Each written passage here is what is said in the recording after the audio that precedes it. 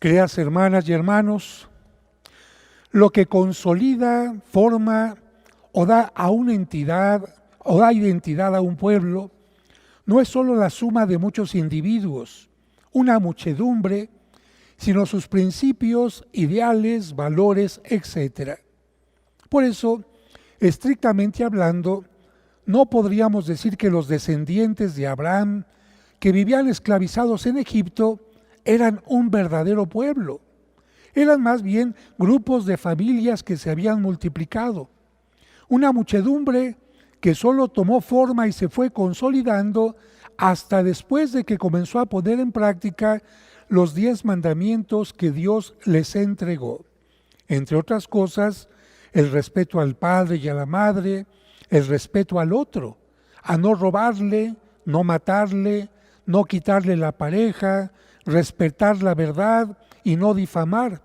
Estas cosas permitieron que esa muchedumbre aprendiera a convivir, no buscando solo el propio bien, sino también el bien común. ¿Por qué Dios le entregó los mandamientos a este pueblo? Porque de nada sirve la libertad cuando no se sabe cómo utilizarla. Porque de nada serviría que tuvieran una tierra, la tierra prometida, si al llegar a ella se mantuvieran peleando y haciéndose daño. Por eso, antes de llevarlos a la tierra prometida, Dios les entregó los 10 mandamientos. Debemos tomar en cuenta que no son la tierra o el territorio los que cambian a las personas. Más bien, somos las personas las que cambiamos la tierra o los territorios. Por ejemplo, un país con grandes tierras, minas, mares y muchos recursos materiales, con gente perezosa, corrupta, desorganizada, etc., no puede crecer ni convertirse en líder mundial. Y por el contrario, un país con limitaciones naturales o de otro tipo, con gente trabajadora, honesta, perseverante, etc., se puede convertir en un líder mundial. Algunos ejemplos de esto podrían ser Japón o Alemania, que después de la Guerra Mundial quedaron muy mal y en pocos años, gracias a su gente, se colocaron al frente de muchos otros. O también los judíos e Israel, que no obstante el holocausto, ser perseguidos, aniquilados o tener un país lleno de desiertos, han sido capaces de salir adelante y convertir los desiertos en lugares de cultivo o sacar del mar muerto múltiples beneficios. Es la gente la que transforma los territorios. México, un país con tantas riquezas materiales, con minas, costas, mares, lamentablemente no ha crecido siempre por su gente, desde los de arriba hasta los de abajo. Evidentemente no todos, pero si todos los mexicanos tuvieran deseo verdaderamente de crecer, de comprometerse, de exigirse, de ser cumplidos en lo que hacen, de buscar la excelencia, México estaría muy por encima de otros países. Por eso, Dios hizo entender a su pueblo que de nada serviría tener una tierra si los seres humanos que habitaban esa tierra no habían crecido humana y espiritualmente. Sin embargo, cuando Dios les entregó los mandamientos, no quería que solo memorizaran preceptos, sino que los hicieran suyos, que los cumplieran y sobre todo que entendieran la razón y la esencia de cada uno, el bien, el crecimiento, la excelencia. Porque no se trata de simplemente cumplir leyes, sino de entender que esas leyes son para el desarrollo humano y mejorar la convivencia, además de darle culto a Dios mediante la justicia, el respeto al prójimo y la ayuda precisamente al prójimo. Sin embargo, muchos del pueblo de Israel no lo entendieron. Se conformaron con cumplir las leyes, aunque no entendieran el porqué. Como aquella persona que sí llega temprano a la cita de trabajo, pero después se la pasa sin hacer nada. ¿De qué sirve cumplir con algo si no se entiende la esencia de esa ley, de esa exigencia. Por lo tanto, estos judíos, esta gente del pueblo que no entendía la esencia, vivían más una religiosidad que una espiritualidad. Es decir, cumplían leyes religiosas, pero no daban cabida en su espíritu a la esencia de las mismas. Era algo semejante, y disculpen la comparación, a las personas que acuden a misa por cumplir, pero no entienden el sentido de la celebración.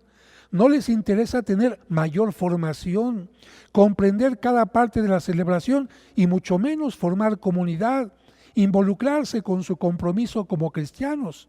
Algunas de estas personas incluso se la pasan mensajeando durante la celebración o hasta se duermen. O son como los padres o padrinos que se acercan a bautizar a un niño para cumplir con el rito, pero no se comprometen a educarlo en la fe, a llevarlo a la misa, y hasta se molestan porque se les pide una plática para que ellos estén mejor formados. O como los novios que se quieren casar por la iglesia, por el rito, las fotos, la socialité, pero no quieren prepararse adecuadamente para que su matrimonio, su relación, que es lo más importante, dure para siempre. No, lo que importa es el exterior.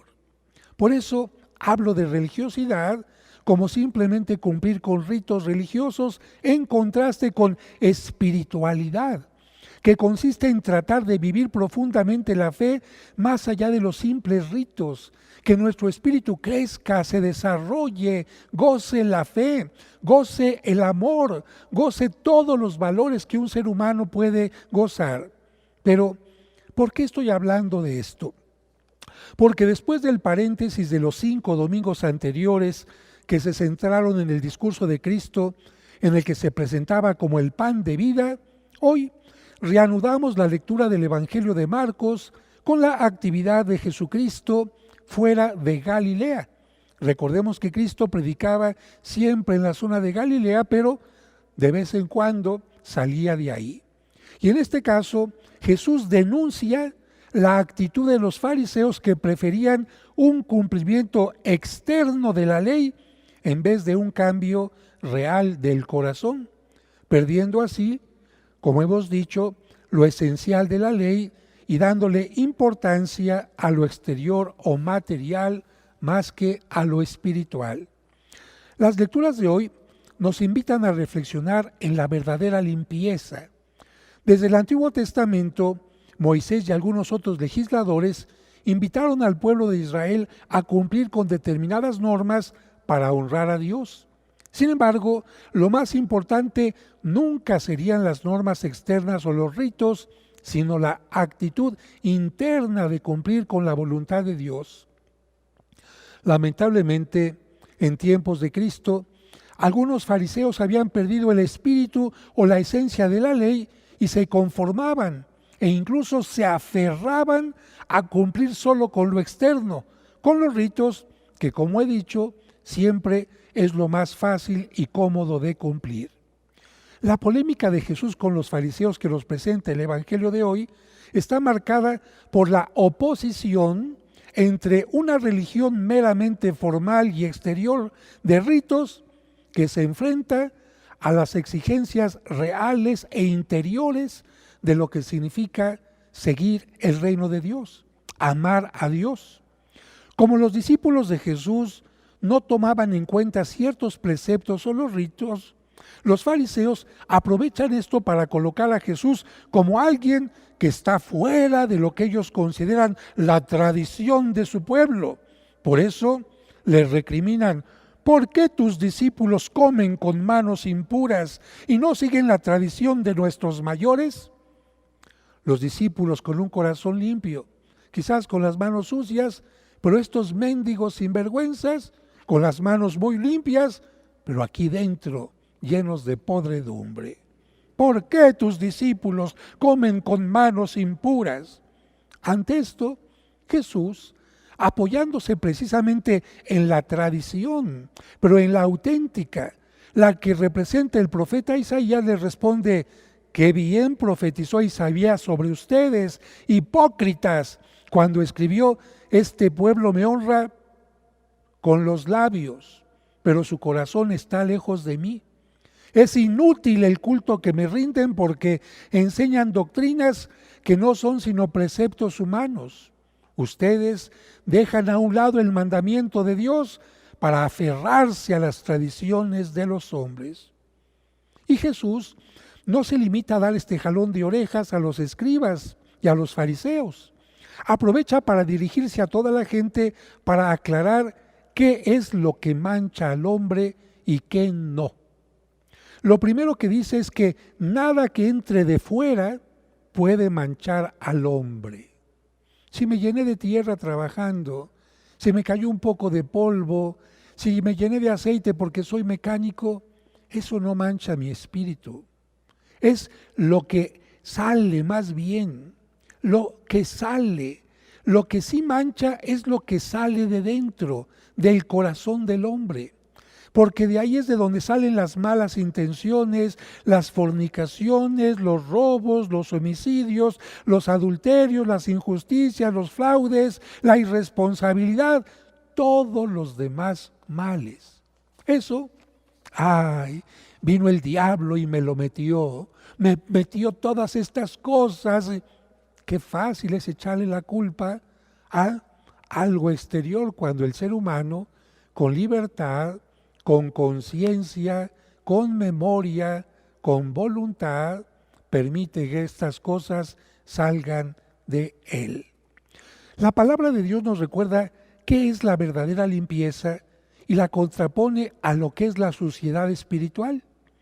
De acuerdo a la primera lectura, la verdadera limpieza consiste en poner en práctica la palabra de Dios, en proceder honradamente y obrar con justicia, como dice el Salmo 14 que hemos proclamado. ¿Quién será grato a tus ojos, Señor? La verdadera limpieza consiste en hablar con la verdad sin desprestigiar ni difamar a nadie, en prestar sin usura y no aceptar soborno en perjuicio de inocentes. Por lo tanto, debemos reconocernos que más que lavarnos las manos o cumplir con una norma externa, que por supuesto son necesarias y más en este tiempo de COVID. No estamos diciendo, ni Cristo dijo que hay que ser sucios por el exterior. Cristo era pulcro, impecable, pero no solamente por fuera, como los fariseos, sino sobre todo en el interior. De tal manera que debemos reconocer que lavarnos las manos o cumplir una norma externa es necesario, pero es necesario abrir el corazón y purificarlo para que de aquí surjan cosas buenas, todo aquello que es agradable a los ojos de Dios. Debemos entender que la basura no sirve para nada. Bueno, quizás algo de la basura material pueda reciclarse, pero la basura espiritual no. En todo caso, la manera de reciclar la basura espiritual, nuestros errores del pasado, sería aprender de ellos, de las experiencias en que hemos caído en tentación para aprender de ellas y evitar las ocasiones del pecado. Ahí sí podíamos reciclar la basura espiritual. Esto implica hacer un examen profundo para que así podamos darnos cuenta qué tipo de basura tenemos en nuestro interior y poder sacarla. Porque de la misma manera en que si no sacamos lo sucio, lo estorboso, lo inútil de nuestra casa, la basura no solo seguirá ocupando un lugar, sino que también puede dañar el ambiente y atraer moscas o cucarachas, propiciando malos olores y daños mayores. Pues de la misma manera, si descubrimos en dónde está nuestra basura, nuestra debilidad espiritual, cuál es nuestro talón de Aquiles, cuáles son nuestros pecados frecuentes, los que constantemente nos hacen caer o alejarnos de nuestros propósitos y de Dios, no podemos quedarnos tranquilos dejándolos ahí. Tenemos que identificarlos para ir eliminándolos con constancia y evitar caer en ellos. Es como cuando vamos a un análisis, nos sacan sangre, llevamos unas muestras de orina, en fin, para que el médico diga, mire, el problema está en su sangre, en el colesterol, en que le faltan glóbulos, en que tiene una bacteria. Bueno, si yo no conozco en dónde está el problema, no sé dónde atacarlo. Tú sabes por qué eres una persona que maldices, por qué estás enojado todo el tiempo, por qué agredes a los demás, sabes por qué andas siendo infiel con tu pareja. Bueno, detecta en dónde está el problema y entonces sí podrás resolverlo. Si no, la basura será como esa que ahí abajito del refrigerador o de la estufa, donde nunca le limpian, saben cómo se va acumulando, ¿verdad? Y mágicamente va a limpiarse aquello, ¿no? Hasta que entre una mano y diga, vamos a sacar esto, las cosas quedan perfectamente limpias. Y continúo, déjenme checar dónde, aquí estoy. Pensemos, en este caso, para identificar nuestros problemas, la causa de nuestros pecados, pensemos que si nos acercamos a un perro bravo que está amarrado, nos va a morder.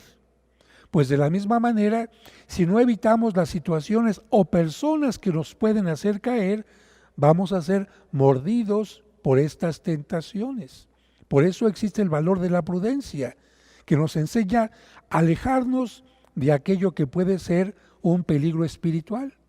Como el alcohólico que sabe que en una reunión de amigos se van a emborrachar, dice, yo mejor no voy. ¿Qué está haciendo? ¿Está perdiendo amigos? No, está evitando ocasiones de pecar. Y a propósito de esto, recuerdo la historia de una persona que trabajaba en el aseo de una casa. Fíjense, esta historia les va a ayudar a comprender muchas cosas. Es muy sencilla, pero profunda. La dueña del lugar le dijo a la persona encargada de la limpieza, en este rincón hay telarañas, ocúpese por favor de hacer limpieza. La encargada del aseo quitó cuidadosamente las telarañas, pero a la semana siguiente la señora le volvió a decir, le dije que en este rincón hay telarañas, ocúpese por favor. ¿Y qué creen? Lo mismo sucedió una semana después. En ese momento, la encargada del aseo le dijo, señora, yo me he encargado de quitar las telarañas. Pero la dueña le dijo, sí, pero no ha matado a la araña. ¿Entendieron? Si nosotros no quitamos la causa de nuestros errores, la causa de nuestros males, la causa de aquello que nos hace decrecer en lugar de ser mejores, ahí va a seguir. Es que rezo mucho, Padre, qué bueno, pero que tu oración te sirva para descubrir a la araña. No quites las telarañas, mata a la araña.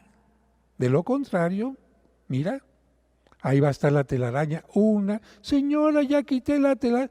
Mata a la araña.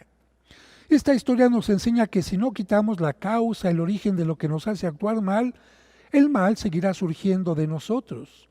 Debemos sacar la basura y darle lugar a Dios, porque de esa manera Él nos irá ayudando a purificarnos. Recordemos que Él, Dios, como el padre del hijo pródigo, no se asquea del hijo que regresa a casa sucio, oliendo a cerdos y seguido por las moscas, porque sabe que ese hijo quiere purificarse. Por el contrario, este padre corre a su lado, lo abraza, lo llena de besos y manda a hacer una fiesta. Pues lo mismo hará con nosotros cuando le digamos, reconozco que está saliendo basura de mi interior. Reconozco que necesito purificarme, ser mejor, reconocer mis errores, encontrar la causa.